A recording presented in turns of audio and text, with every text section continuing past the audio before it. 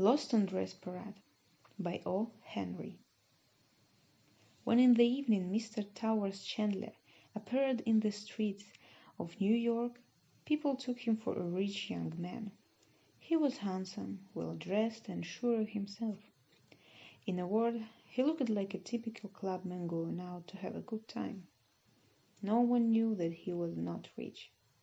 He was in fact quite poor. Chandler was 22 years old.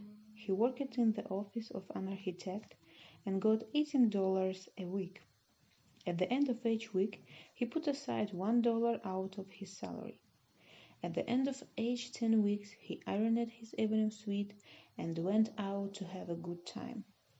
He usually dined at a fashionable restaurant where there was wine and music. It took him 10 weeks to accumulate his capital of $10, and it took him only a few hours to spend it playing the role of a rich idler.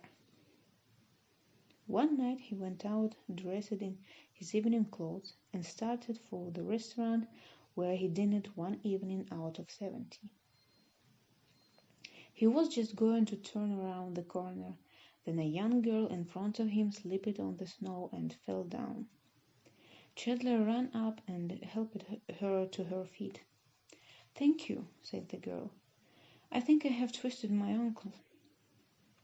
"Does it hurt very much?" asked Chandler. "Yes, it does," she answered, "but I think I shall be able to walk in a few minutes." "Can I do anything for you?"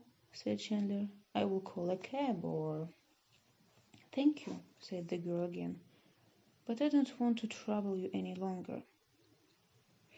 Chandler looked at the girl. She was very young. Her face was both beautiful and kind. She was dressed in a cheap black dress that looked like a uniform that salesgirls wear. A cheap black hat was on her shining dark brown hair. She looked like a working girl of the best type. A sudden idea came into the young architect's head. He decided to ask this girl to dine with him. He was sure she was a nice girl. Her speech and manner showed it. And in spite of her simple clothes, he felt he could be happy to sit at a table with her. He thought, "This poor girl has never been to a fashionable restaurant. It is clear. She will remember the pleasure for a long time." "I think," he said to her, "that your foot must rest for some time. Now, I'm going to tell you something. I'm on my way to dinner. Come with me. We will have a nice dinner and a pleasant talk together. And then our dinner is over, your food will be better, I'm sure." The girl looked up into Chandler's blue eyes. Then she smiled. "We don't know each other. I'm afraid it is not right," she said. "Why not?" asked the young man. "I will introduce myself.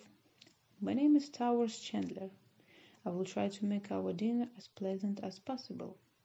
And after dinner, I will say goodbye to you or will take you to your door as you wish." "But how can I go to the restaurant in this old dress and hat?" said the girl, looking at Chandler's evening suit. "Never mind that," said Chandler. "I'm sure you will look better in them than anyone we shall see there in the richest evening dress." "I think I will go with you, Mr. Chandler," said the girl, "because my ankle still hurts me." "You may call me Miss Maryam." "All right, Miss Maryam," said the young architect. "You won't have to walk far. There is a very good restaurant a little way from here. You will have to hold my arm and walk slowly. It will take only a few minutes to get there." The two young people came to the restaurant and sat down at the table. Chandler ordered a good dinner. He felt quite happy. The restaurant was full of richly dressed people. There was a good orchestra playing beautiful music. The food was excellent. His companion, even in her cheap hat and dress, looked more beautiful than some ladies in evening dresses. And then some kind of madness came upon Towers Chandler. He began to play the role of a rich idler before the girl. He spoke of clubs and teas, of playing golf and riding horses and tours in Europe. He could see that the girl was listening to him with attention, so he told her more and more lies. The longer he talked, the more lies told her about his life.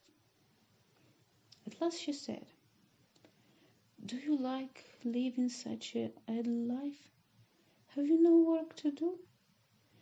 Have you no other interests?" "My dear Miss Maryam," he exclaimed, "work! I'm too busy to work. It takes so much time to dress every day for dinner, to make a dozen visits in an afternoon. I have no time for work." The dinner was over.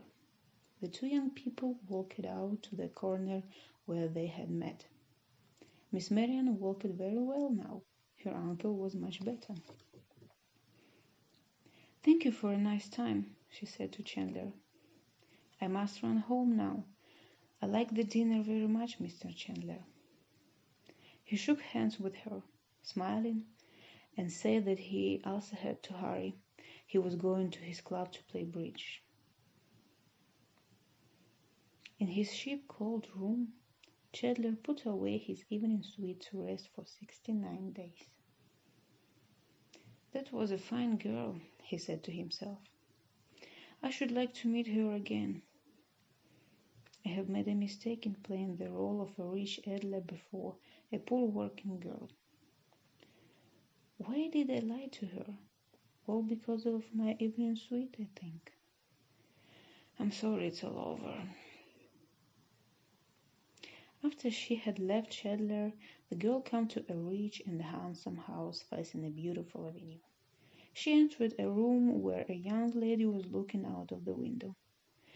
"Oh, Maryam!" she exclaimed, then the other entered. "When will you stop frightening us? 2 hours ago you ran out in this old dress and Helena's hat.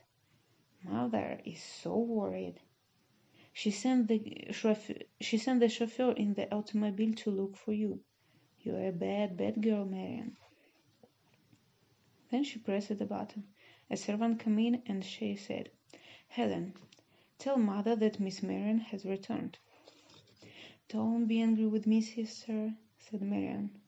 "I only ran down to my dressmaker to tell her to use blue buttons instead of white for my new dress.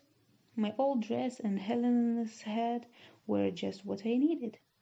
Everyone thought I was a sales girl, I'm sure." "Dinner is over, dear. You were away so long," said Maryam's sisters. "I know," said Maryam. "I slipped in the street and twisted my ankle. So I walked to a restaurant with great difficulty and sat there until my ankle was better. That's why I was so long." The two girls sat down at the window, looking out. Then Maryam said, "We will have to marry one day, both of us. We have too much money, so we shall not be left in peace, I'm sure. Shall I tell you the kind of man I can love?" "Go on, dear," said the sister, smiling. "The man I can love must have clear blue eyes. He must be handsome and good, and he mustn't try to flirt. But I shall love a man like that only if he is not lazy, if he has some work to do in the world. No matter how poor he is, I shall love him. But, sister dear, what kind of young men do we meet every day? They live an idle life between visits to their friends and visits to their clubs.